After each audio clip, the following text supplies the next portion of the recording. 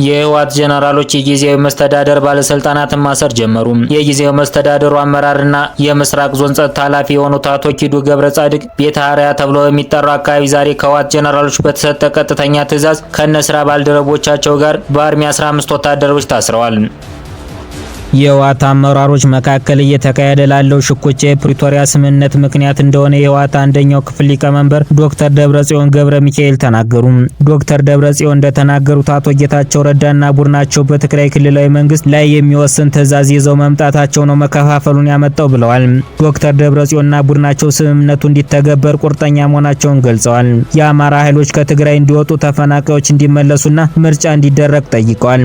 የህወሓት ስራ አስፈጻሚ ኮሚቴ አባል የሆኑት ዶክተር አብርሃም ተከስተ በአማራ ኃይሎች የተያዙ አካባቢዎች ለመመለስ ጠቅላይ ሚኒስትር አብይ አህመድ እርምጃ እንዲወስዱ ጠይቀዋል። የኢትዮጵያ ብሔራዊ ምርጫ ቦርድ ህወሓት ጠቅላላ ጉባኤ ለማካሄድ የተሰጠውን ጊዜ ገደብ ባለመጠቀሙ ለ3 ወራት በፖለቲካ እንቅስቃሴ እንዳይሳተፍ አግዶታል። ህገወጥ ነዳጅ ከአዲስ አበባ ሊወጣ ሲል በቁጥጥር ስር ዋለ። የአዲስ አበባ ፖሊስ ባደረገው ተከታታይ ኦፕሬሽን ህገወጥ ነዳጅ ይዘው ከአዲስ አበባ ከተማ ሊወጡ የሞከሩ 4 ተጠርጣሪዎች በቁጥጥር ስር ውለዋል። የካቲት 19 2017 ዓ.ም በአዲስ አበባ ክፍለ ከተማ ሲዳማ ተራ አካባቢ 28 ጀሪካ ነዳጅ በህገወጥ መንገድ ይዘው ሲወጡ አሽከርካሪውና ረዳቱ በህብረተሰቡ ጥቆማ ተይዘዋል። በተጨማሪም የካቲት 26 ቀን 2017 ዓ.ም በዚሁ ክፍለ ከተማ ደጉ ሆቴል አካባቢ ከ500 ሊትር በላይ ነዳጅ ኮድ 3 የ43549 አዲስ አበባ በሆነ አይሱዚ ተሽከርካሪ ላይ ተጭኖ ወደ ጅማ ሊጓዝ ሲል በድንገተኛ ፍተሻ 2 ተጠርጣሪዎች ተይዘዋል። የአዲስ ከተማ ክፍለ ከተማ ፖሊስ መምሪያ ተጠርጣሪዎችን በቁጥጥር ስር አውሎ ተገቢውን የወንጀል ምርመራ እያጣራ መሆኑን ገልጿል። በተጨማሪም ተመሳሳይ ህገወጥ ተግባር ውስጥ የተሳተፉ በህግ ለመጠየቅ ምርመራውን አጠናክሮ እንደሚቀጥል አስታውቋል። የአዲስ አበባ ፖሊስ ህብረተሰቡ እያሳየ ያለውን ትብብር አጠናክሮ እንዲቀጥል ጥሪ አቅርቧል።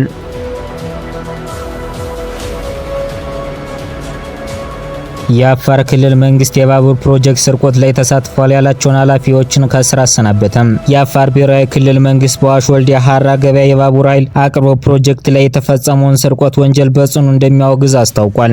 ባለፉት 10 ቀናት ብቻ ከ80 ኪሎ ሜትር በላይ የኮንዳክተር ሽቦ ገመድና 25.7 ኪሎ ሜትር የኦፒኤችደብሊው ፋይበር መስመር መዘረፉን የክልሉ መንግስት አሳዝኗል ብለዋል። በዚህ ክስተት ኃላፊነታቸውን በአግባቡ ያልተወጡ የወረዳ የስራ ኃላፊዎች ከኃላፊነታቸው መነሳታቸውን ከተቋሙ ያገኘነው መረጃ ያመለክታል። በኢትዮጵያ ኤሌክትሪክ ኃይል አዋሽ ወልዲያ ሀራ ገበያ የኃይል አቅርቦት ፕሮጀክት ሳይት ስራ አስኪያጅ አቶ ተክለወይን ብርሃኑ አሰፋ እንዳሉ በ2016 እና በ2017 በጀት ዓመት በገቢ ረሱ ዞን በተፈጸሙ ስርቆት $717,000 በላይና ከ25.3 ሚሊዮን ብር በላይ ኪሳራ ተመዝግቧል። የኤሌክትሪክ ኃይል የሰሜን ምስራቅ 2 ሬጅን የማስተላለፊያ መስመሮችና ማከፋፈያ ጣቢያዎች ኦፕሬሽን መምሪያ ዳይሬክተር አቶ ሐሰን መሐመድ በበኩላቸው ሪጅኑ 3 የኃይል ማከፋፈያ ጣቢያዎችና ከ436 ኪሎ ሜትር በላይ የሚሸፍኑ የማስተላለፊያ መስመሮች እንደሚያስተዳድር ገልጿል። ተቋሙ ለህብረተሰቡ ኤሌክትሪክን ለማዳረስ የሚደረገውን ጥረት ውስጥ በኃይል ተሸካሚ የብረት ምሰሶዎችና የኮንዳክተር ሽቦች ላይ የሚፈጸሙ ስርቆት ወንጀሎችም ማነቆ እንደሆኑ አስረድተዋል። የዞንና የወረዳ እንዲሁም የጸጥታ ዘርፍ አካላት በኃላፊነት ስሜት መንቀሳቀስ አለባቸው። በኃይል መስመር ልማቶች ላይ ከፍተኛ ዝርፊያ ወንጀል እንዲፈጸም በር ከፍቷል ተብሏል።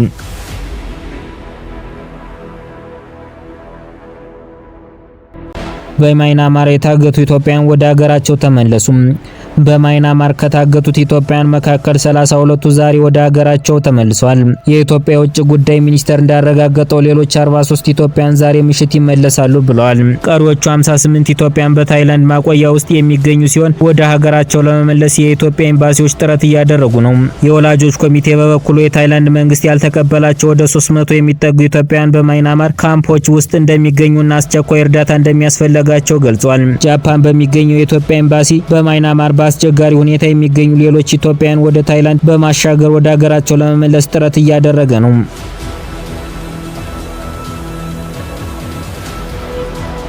የኢትዮጵያ ምግብና መድኃኒት ባለስልጣን በሀገር ውስጥ የሚመረቱ የመድኃኒቶች ጥራትና ደህንነት ለማረጋገጥ የሚያግዝ አዲስ መመሪያ አውጥቷል። የባዮ ኢኩቫለንስ ጥናት ማዕከልና የባዮ አናላይቲካል ላቦራቶሪ ቁጥጥር መመሪያ ቁጥር 1043/2017 ተብሎ የሚጠራው መመሪያ በገበያ ላይ የሚውሉ የመድኃኒት ምርቶች ተመሳሳይ የፈዋሽነትና የደህንነት ደረጃዎች ማሟላታቸውን ለማረጋገጥ ያለመ መሆኑን ተጠቁሟል። በተለይም በጽንስ ስም የሚመረቱ መድኃኒቶች ከተቋሙ የመድኃኒት ምርቶች ጋር ተመሳሳይ የሆነ ፈዋሽነትና የደህንነት ደረጃ እንዲኖራቸው ለማድረግ ያለመ ነው። ይህ መመሪያ ባዮኢኩቫለንስ የተሰኘ ልዩ ጥናት በማድረግ በጽንስ ስም የሚመረቱ መድኃኒቶችን ከተቋሙ የመድኃኒት ምርቶች ጋር ያላቸውን ተመሳሳይነት ማረጋገጥ እንደሚጠበቅባቸው ይደነግጋል። በተጨማሪም መመሪያው የመድኃኒት ማምረቻ ተቋምና ላቦራቶሪዎች ፈቃድና ቁጥጥር ላይ እንደሚያተኩር ለመረዳት ተችሏል። መመሪያው በኢትዮጵያ የመድኃኒት ቁጥጥር ላይ ትልቅ ምዕራፍ እንደሆነ የተገለጸ ሲሆን ለመድኃኒት ኢንዱስትሪው እድገት አስተዋጽኦ እንደሚያደርግ ይጠበቃል። በተጨማሪም ለሕዝብ ተደራሽና ጥራት ያላቸው መድኃኒቶችን ለማቅረብ ያለመ ነው ተብሏል። ሰሜን ኮሪያ በርካታ የፕላስቲክ ሚሳኤል ሙከራዎችን ማድረጓ ተገለጸ። ደቡብ ኮሪያና አሜሪካ በጋራ ወታደራዊ ልምምዶች በጀመሩበት በአሁኑ ወቅት ሰሜን ኮሪያ በርካታ የፕላስቲክ ሚሳኤል ሙከራዎችን ማድረጓ ተሰምቷል። ፕሬዝዳንት ዶናልድ ትራምፕ ወደ ስልጣን ከመጡ በኋላ ሰሜን ኮሪያ ያደረገችው የመጀመሪያው የፕላስቲክ ሚሳኤል ሙከራ መሆኑ ተገልጿል። የደቡብ ኮሪያ ጦር እንዳስታወቀው ሰሜን ኮሪያ በዚህ ዓመት ብቻ ለአምስተኛ ጊዜ የፕላስቲክ ሚሳኤል ሙከራ አድርጋለች። የሰሜን ኮሪያ የሚሳኤል ሙከራ በጋራ ወታደራዊ ልምምድ ማድረግ ለጀመሩ ደቡብ ኮሪያና አሜሪካ መልእክት ለማስተላለፍ ያለመ ነው ተብሏል።